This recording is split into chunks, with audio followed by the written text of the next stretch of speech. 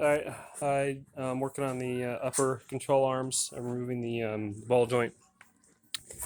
I just watched a video and they told me to grind the top off, but it's hard to get the grinder wheel on it to get a flat cut to completely remove the top of the rivet. So I was hard time. So instead, I turned it upside down and drilled out from the bottom side. But when you do that, you got to be careful as not to drill through, make the hole bigger or damage it. So if you can get a metal bit that has a tip to it, you can see it. A little bit tip to it. It digs in a little. And then make sure you get it centered.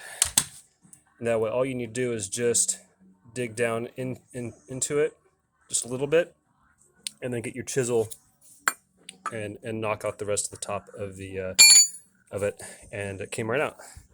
So I think that's a better way than grinding, because if you grind, you also can damage the edge here of your arm. I just kind of skinned a little bit.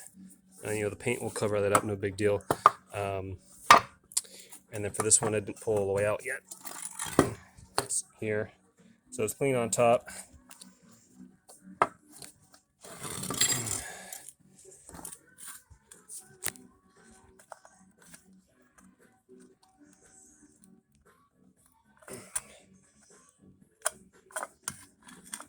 Yeah, that thing's hard to get past the... There we go. Okay, so I'm going to clean these up just with a wheel. And then I bought new bumpers. Get these bumpers off. And then, again, these bushings here are new, so there's no reason to take those off and replace them. All right, so I got those off. We're good to go. I got some new ones to bolt on there, and that's it.